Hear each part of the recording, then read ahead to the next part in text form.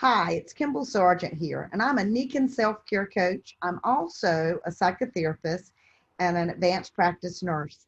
So I'm sort of a outlaw. I don't know how you want to think of it. I was educated in the regular medical nursing model, but then as I went into my psychotherapy practice, I became very interested in what we could do holistically to help our bodies and our minds and our families. And so I like to combine things. So when I met Nikan was a great solution for me because it seemed to marry the two sides, my science, medical side, and the holistic side. And I really believe that integrative health is best. And today I want to talk to you about our distracted children. And I can tell you, I know a lot about distracted children. I was the little red-headed ping pong ball in my first grade teacher's class, and then I have 5 children. 4 of them were very hyperactive and distracted, and the 5th one was very quiet and distracted. But they had one thing in common. They all had issues concentrating in school. And that was even with me working really diligently with their diets. But what I've found in my practice in the last few years is I'm working with children that are truly undernourished. Now, they're not skinny. In fact, most of the kids I work with are overweight to obese, but they are starving for nutrients. And that comes at a price. We have more children diagnosed with ADHD than any other country, and it may come back to our diets. And so today I want to talk to you about what the problem is, and then I have some information that I think is a great solution. 1 in 7 children in the United States does not get enough protein. And I have a story about that. A few years ago, a single father who had a son he was raising by himself, was about 16 years old, had always been a straight A student. All of a sudden, he was doing poorly in all of his classes. When he first came in, I wanted to know what he ate. What I learned was he was eating less than 10 grams of protein a day. So his brain wasn't working. What was he eating? Pop-Tarts, dry cereals, cookies at lunch, some yogurt that was filled with sugar. He just wasn't getting protein. His dad said to me, "Don't you think we need to send him to a psychiatrist and get some medication?" And I didn't agree with that. There's no need to medicate a child if the problem is malnourishment. Let's treat the root cause first. You know what?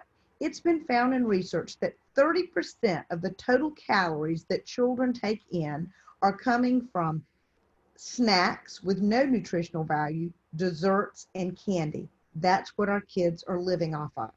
Now, proteins are needed by the brain. If you don't take in enough protein, the brain will not have the chemical juices it needs to communicate. The number one problem when you have low protein is poor concentration. There's a lot of other things too, like decreased muscle movement, slowed wound healing, sluggish, feeling fatigued, hunger, bone and joint pain. You know, kids can grow 1 to 3 inches overnight. So think about if they don't have enough protein on board. It can also decrease the growth cycle. It can decrease immunity. And you know, immunity is really important right now with the things that our kids are facing. You know, you can be fat and malnourished, but there are solutions. You know, the problem is also the quality of the protein. But you know what? You got to get the basics in. And I'm not saying that you've got to eat meat.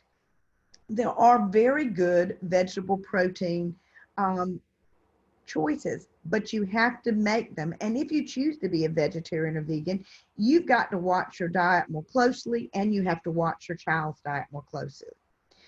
Low levels of those brain chemicals are directly related and have been shown in some research to present the same symptoms that we call ADHD. There's another issue. Children need nutrients, macronutrients. Most of the time they get those from vegetables, but there's a problem. There are deficiencies frequently seen in children in zinc, magnesium, iron, vitamin D, A, B, and C. In fact, there's even research out there that the B vitamins are really essential for kids who seem to have these distractibility issues. The CDC did some work, and between 2007 and 2010, They said that 9 out of 10 children didn't eat enough vegetables. And when I have children come to see me, the parents frequently tell me that their kids don't eat any vegetables and that they never have. But what do children call vegetables? Because be careful what you ask. A third of children, the only vegetable they eat is white potatoes, and 63% of the time they're fried. The children that I work with and their parents look a little bit heartened when I tell them that French fries are not a vegetable, but it doesn't have the nutrients that they need. And this is something we've got to look at. Um, Decreased brain power is harmful to the child. That brain, in children and adolescents, they're growing so quickly, and that brain is growing and maturing. And if you had a flower, you would know, say you had an orchid, you would know that you had to give it water and you had to have good soil and the nutrients. And that orchid you take very good care of. Well, you know what? Children are our future, and we've got to take care of them and of their brains. Insufficient diet is linked directly to academic learning problems, psychosocial problems, behavior problems, and health problems. So the diet is key. If you don't have the right nutrition, nothing else works. Have you ever heard, let your food be your medicine and let your medicine be your food? I believe that Hippocrates said that. And that's what I'm going to talk to you about today is how do you make that change? How do you improve the diet on children so that they are doing better? 5 to 16% of children, school children, are diagnosed with something we call sensory integration issues. And I would say the numbers of kids that deal with this is much, much higher because oftentimes kids aren't even asked those questions. But kids with sensory integration issues are very, very attuned to sounds and touches and taste. Everything is magnified with them. These kids oftentimes have a really hard time eating vegetables and going through taste. And the whole ability to bring food choices in, that happens very early on.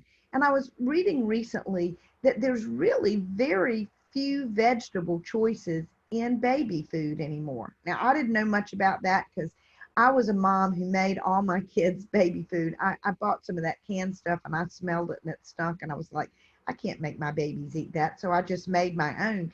And they ate all the same vegetables I did. And I started introducing those very early. And that's important because if your child didn't get those vegetables introduced at a certain point in their early development, they don't get the taste for them. And so then at a later stage, you have to go through a process so that the food is gradually introduced and they develop the taste. So we have a whole bunch of kids out there that didn't get the vegetables, don't have the taste for it, don't want it, don't like it. And then we have the kids that when they taste it, things that have strong taste, they want nothing to do with that. And so it's really hard. And sometimes think about a child with sensory integration. I mean, kind of have a heart. It's not just that it's a bratty kid that says they don't want to eat it. When that food gets into their mouth, it makes them feel sick. They don't like it. They can't stand it. So you've got to find some solutions for those kids so that they're getting those right nutrients while you're working on them learning to eat the foods. Because I'm a great believer that if kids didn't develop a taste for the vegetables and things, that they need to, because this is going to be related to their lifelong health. Now, breakfast is the most important meal of the day. And when I talk to children about what they're eating for breakfast, I would say about 80% of children aren't eating anything. So it's like getting in your car in the morning, cranking it up to go to work with no gas. You wouldn't get very far, would you? So you know what? Little Johnny and little Julie, if they go to school without breakfast, they're not going to think. I was one of those kids that didn't like breakfast. But my grandmother, my Mama White, made me have breakfast every morning. And she told me it was the most important meal. And she made me a scrambled egg every morning. She didn't care if I wouldn't eat anything else. I needed to eat that egg. I've often said that she knew more about nutrition than many of the teachers that I had when I was going through college. You know, protein also, starting that, what it'll do is it will help curb the cravings for sugars, but it also helps balance out the blood sugar. Morning is not a good time to add on cereal. I'm not really sure that there's a good time to add on cereal, but in the morning, you want to get protein on board. So, how can you get your children to take in enough protein, take in enough vegetables if this is what it requires? Well, I'm really, really excited about some solutions that Nikan has come out with. We've always had some solutions, but recently we did some relaunch on some of the nutrition products we've had, and they are absolutely kid friendly now.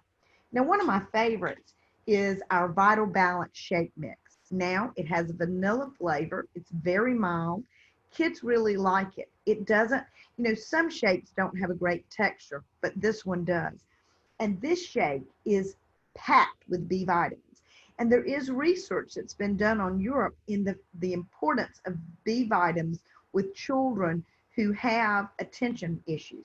It's got everything in here. It's got A and C and B, magnesium, zinc, copper, selenium. I'm not going to go through them all. It has them.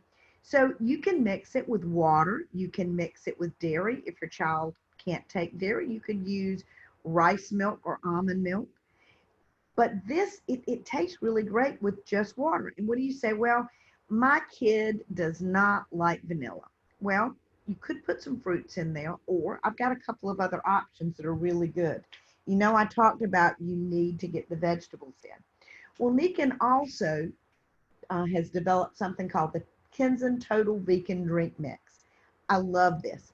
It is sweetened with coconut sugar, and coconut sugar has a lot of nutrients, but even with that, it's only about 2 grams. So it's not going to be anything that's going to hype the kid up. And coconut sugar does not raise the blood glucose quickly. It's a slow rise, which is exactly what you want. One child said that it tastes just like Hershey's chocolate, and I agree. It tastes more like a dessert, but it's not. You're getting 3 servings of organic vegetables with this, and a serving of organic fruit. So if you put this in your child's shake in the morning, then they have gotten a big start on the day with their vegetables and their protein. They've got a packed breakfast to go in and start concentrating with. Now, we have something else that I really like, and I did some research, and there is research now that antioxidants are very helpful with memory and cognition. Well, we have something called Super Siaga. It's one of my favorite products, and they just made it into a powder. It's got elderberry and raspberry and mackay and blueberry. There are no sugars added to it. There is some monk fruit. Again, monk fruit is high in vitamin B, and vitamin B is very good for memory. So you could put some of this in that same shake. You'd be adding organic fruits, you'd be having organic vegetables and fruit, and you'd be having a healthy protein. This is a great way to start your child's morning. And I go through this all the time. Right now, school's a little bit different, but when school's in and you've got to get the children up and you've got to get them breakfast and they've got to get out the door, it's really hairy. But when you can take these, put them in the shaker, shake it up, they can drink it on the way to school. It's very simple. And what I found is when I can teach families how to make simple changes that are good for their family's health, they're so appreciative and they're so much more likely to do it, because you know what? We've got a few stressors in our lives right now. So I want you to remember that nutrition is key. If you're seeing problems in your child's behavior, if you're seeing problems that they have socially with other kids, if they're having issues concentrating, go over and write down everything they've eaten in the last 24 hours. You can go to myfitnesspal.com and you can log it in and really look and see, what are they getting nutrition-wise? How many vegetables? how much protein. These are the building blocks. You know what? All of us want our kids to have a great life because they are the future of our world. And Nikan has got some solutions that will help you. I hope you enjoyed this talk today, and I hope to see you later on the Nikan Road. There are some other things that I'd really like to talk with you about. I would like to talk with you about sleep and hydration another time because those are things that are needed by every child. Thank you for joining me today, and I will see you on the Nikan Highway.